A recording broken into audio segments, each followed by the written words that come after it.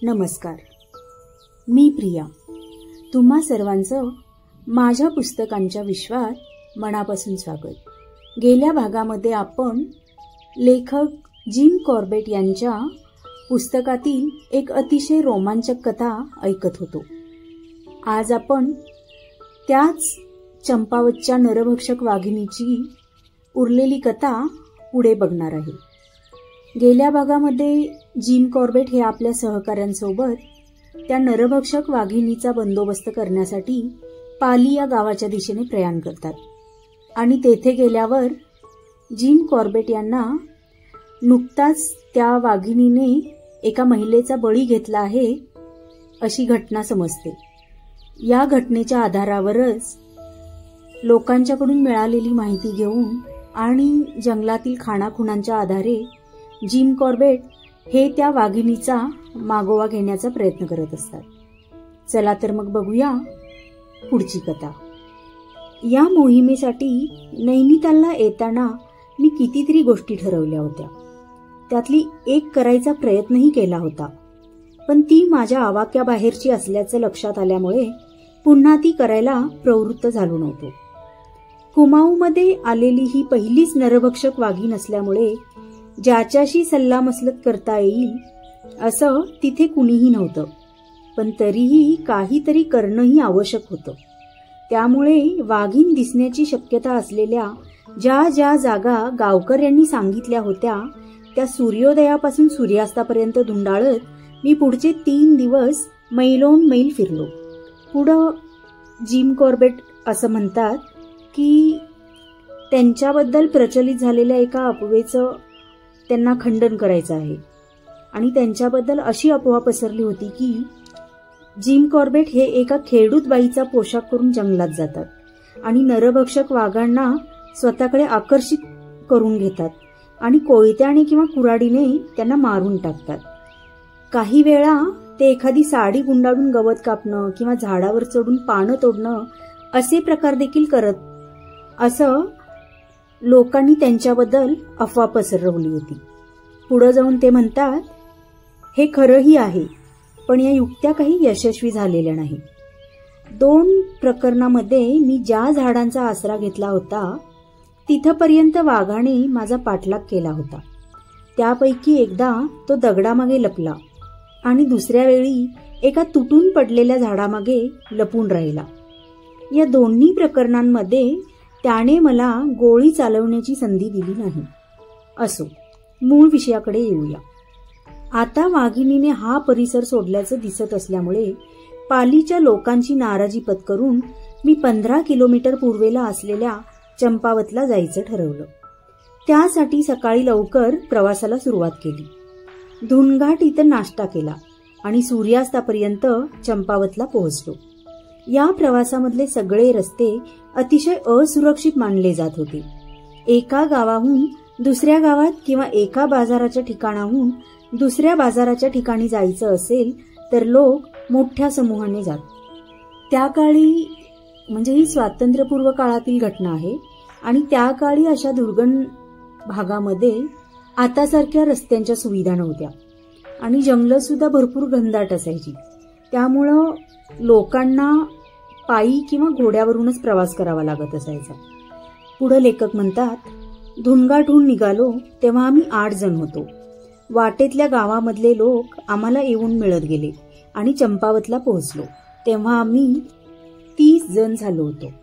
आम्हाला येऊन मिळालेल्या 21 जणांच्या गटातली माणसं 2 महिन्यापूर्वी चंपावतला गेली होती. त्यांनी मला अतिशय करुण कहाणी सांगितली. चंपावतच्या या दिशेने जाणारा रस्ता काही मैलांवर एका डोंगराच्या दक्षिणेच्या कडेने जातो. तो दरीच्या साधारण 50 यार्डांवर आहे. 2 महिन्यांपूर्वी आम्ही 21 जण मिळून चंपावतच्या बाजारला जात होतो. दुपारची वेळ होती. आम्ही या रस्त्याने चालत होतो. तेवढ्यात आम्हाला खालच्या दरीतून आत्यंतिक वेदनांनी विवळत रडणाऱ्या कुणातरी माणसाचा आवाज ऐकू यायला लागला. तो आवाज जसजसा जवळ यायला लागला तसे आम्ही सगळेजण अतिशय भेदरून रस्त्याच्या कडेला थांबलो. थोड्याच वेळात एक वाघ आमच्या नजरेच्या टप्प्यात आला. तो एका नग्न बाईला घेऊन जात होता. वाघाने तिला पाठीकडून तोंडात पकडलं होतं. त्यामुळे एका बाजूने तिचे केस जमिनीवर लोंबकळत होते आणि दुसरीकडून तिचे पाय. ती बाई तिची छाती पिटून घेत होती आणि मदतीसाठी देवाचा आणि माणसांचा धावा करत होती. 50 यार्डांवरून अगदी स्पष्ट दिसत असलेला तो वाघ तिला घेऊन निघून गेला. तो काही अंतरावर गेल्यावर त्या बाईचा आवाज ऐकू येईन असा झाला. त्यानंतर आम्ही आमचा रस्ता धरला. पुढे मग जिम कॉर्बेट त्या 20 जणांना म्हणाले, आणि तुम्ही 20 जणांनी काहीच केलं नाही? मी त्यांना विचारलं. नाही साहेब, आम्ही सगळेजण अतिशय घाबरलो होतो. घाबरलेला माणूस करणार तरी काय? आणि समजा आम्ही धोका पत्करून वाघाच्या तावडीतून त्या बाईची सुटका केली असती तरी ती जखमांमुळे इतकी रक्तबंबाळ झाली होती की काही केल्या जगली नसती. नंतर मला समजलं की ती बाई चंपावत जवळच्याच एका खेडेगावात राहत होती. ती सरपणासाठी वाळलेली लाकडं गोळा करत असताना वाघाने तिला उचललं होतं. तिच्या बरोबरचे इतर लोक गावात धावत गेले होते आणि त्यांनी इतरांना या घटनेबद्दल सांगितलं होतं. तिला शोधण्यासाठी गावातले लोक निघत असतानाच हे घाबरलेले लोक तिथे येऊन पोचले होते. वाघ तिला कुठल्या दिशेने घेऊन गेला होता हे त्यांना माहीत असल्यामुळं तेही गावकऱ्यांच्या मदतीसाठी निघाले. त्यांची कहाणी पुढे सुरू झाली. त्या बाईच्या सुटकेसाठी निघालो तेव्हा आम्ही 50 ते 60 जण होतो. गावकऱ्यांकडे अनेकांकडे बंदुका होत्या. ती स्त्री जिथे सरपण गोळा करत होती त्या जागेपासून फरलांगभर अंतरावर लाकडे पडलेली होती. वाघाने जिथून तिला उचललं होतं तिथे तिचे फाटलेले कपडे आम्हाला मिळाले.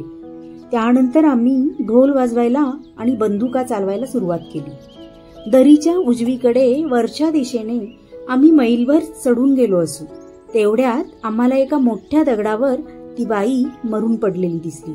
बाई कसली? नुकतीच वयात येत असलेली पोरसवदा मुलगीच होती ती. तिच्या शरीरावरचं सगळं रक्त चाटून तिचं शरीर स्वच्छ करण्याव्यतिरिक्त वाघाने तिला काहीही केलं नव्हतं. आमच्या बरोबर कुणीही महिला नव्हती.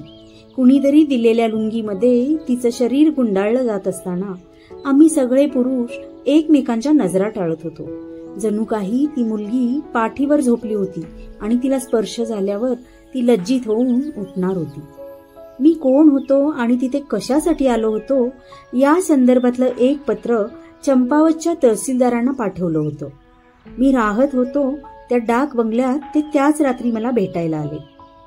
त्या बंगल्याच्या परिसरात बरीच माणसं मारली गेलेली असल्यामुळे तिथे न राहता तिथून काही मैलांवर असलेल्या बंगल्यात राहायला जाण्याविषयी त्यांनी मला सुचवलं. दुसऱ्या दिवशी सकाळी तहसीलदारांबरोबर लवकर बाहेर पडून दुसऱ्या बंगल्यात जायचं ठरवलं. व्हरांड्यात बसून माझा नाश्ता सुरू असतानाच 2 माणसं तिथे आली. या डाक बंगल्यापासून 10 मैल अंतरावर असलेल्या गावात वाघिणीने एक गाय मारल्याची बातमी घेऊन ती आली होती. तहसीलदारांना चंपावतमध्ये काही तातडीचं काम आलं होतं. ते काम करून मी संध्याकाळी बंगल्यावर परत येतो आणि आजची रात्र तुमच्याबरोबर घालवतो असे सांगून त्यांनी माझी रजा घेतली. माझ्या वाटाड्यांना चालण्याची सवय होती असं दिसत होतं. आम्हाला ज्या गावात जायचं होतं तो रस्ता डोंगर उताराचा असल्यामुळे आम्ही अतिशय कमी वेळेत 10 मैलांचं अंतर पार केलं. गावात पोहोचल्यावर मला एका गोठ्यात नेण्यात आलं. तिथे बिबट्याने अर्धवट खाऊन टाकून दिलेलं एका आठवड्याचं एक वासरू पडलं होतं. बिबट्याची शिकार करत बसण्या इतका वेळ माझ्याकडे नसल्यामुळे मी त्या वाटाड्यांना इनाम दिलं आणि नव्या बंगल्याचा रस्ता धरला. तहसीलदार अजून आलेले दिसत नव्हते आणि अंधार पडायला अजून तासाभरापेक्षाही जास्त वेळ होता. त्यामुळे मी बंगल्याच्या चौकीदाराबरोबर बाहेर पडलो. त्याने मला एक जागा सांगितली. त्याच्या म्हणण्यानुसार त्या जागी पाणी पिण्यासाठी एक वाघ येत असे. ही जागा म्हणजे एका ओहोळाचा वरचा भाग होता. तिथूनच बागेला पाणी दिलं जात होतं. त्या ओहोळाच्या परिसरात असलेल्या मऊ क्षार जमिनीवर मला बऱ्याच दिवसापूर्वीचे वाघाच्या पावलांचे ठसे आढळले. पण त्यापूर्वी पाली या गावाजवळच्या दरीत जिथे वाघिणीने बाईला मारलं होतं तिथे पाहिलेल्या ठशांपेक्षा हे ठसे अगदी वेगळे होते. मी बंगल्यावर पोहोचलो तोपर्यंत तहसीलदार देखील परत आलेले होते. आम्ही वरांड्यात गप्पा मारत बसलेलो असताना मी दिवसभरात जे जे अनुभवलं होतं ते त्यांना सांगितलं. इतक्या लांबवर मला विनाकारणच तंगडतोड करावी लागली असल्याबद्दल खंत व्यक्त करून त्यांनी सांगितलं की त्यांना कामासाठी कुठेतरी बऱ्याच लांबच्या ठिकाणी जायचं असल्यामुळे त्यांना ताबडतोब निघावं लागणार. ते रात्री माझ्याबरोबर राहणार असल्याचं त्यांनी मला दिवसभरात 2 वेळा सांगितलं असल्यामुळे त्यांच्या या सांगण्याचं मला थोडं आश्चर्यच वाटलं. ते रात्री तिथं राहणार नसल्याची मला चिंता नव्हती, पण रात्रीच्या वेळी बाहेर पडण्याचा धोका ते पत्करत होते याची मला काळजी वाटत होती.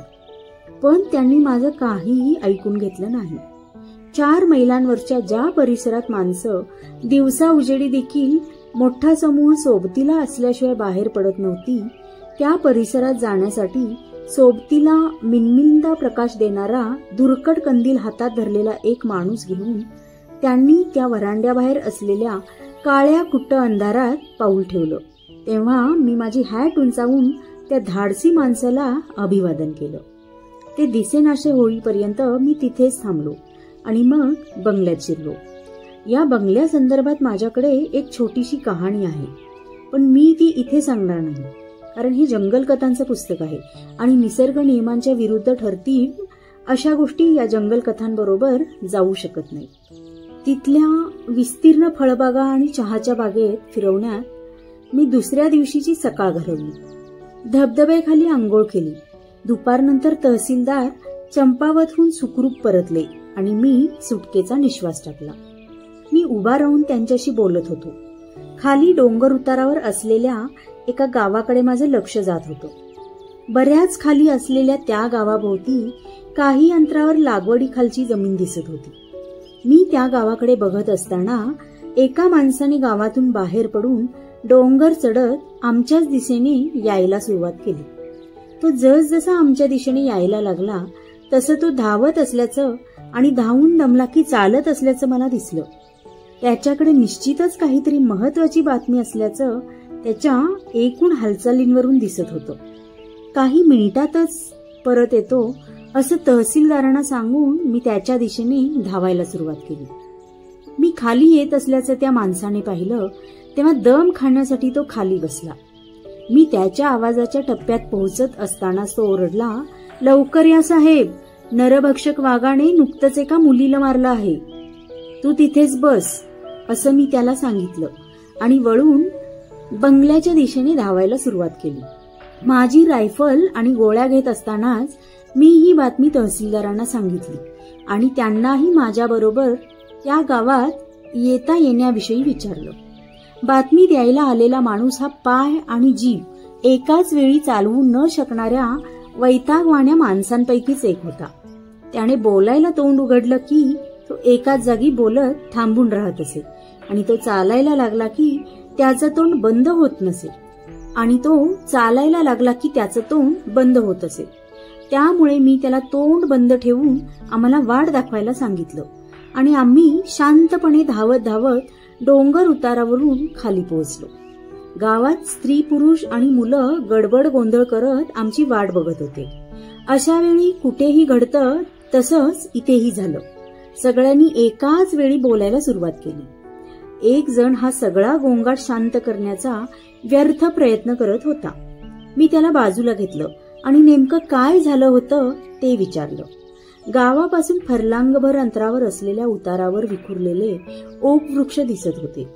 तिकडे बोट दाखवून तो म्हणाला की डझनभर लोक तिथे झाडाखाली जळण्यासाठी सरपण गोळा करत असताना तिथे अचानक वाघ आला होता आणि त्याने एका 16-17 वर्षांच्या मुलीला पकडलं होतं. ते बघताच बाकीचे सगळेजण गावात पळत सुटले होते. मी वरच्या बंगल्यात असल्याचं माहीत असल्यामुळे मला या प्रसंगाची माहिती देण्यासाठी एका माणसाला ताबडतोब पिटाळण्यात आलं होतं. मी ज्याच्याबरोबर बोलत होतो त्या माणसाची पत्नी त्या सरपण गोळा करणाऱ्या लोकांबरोबर होती.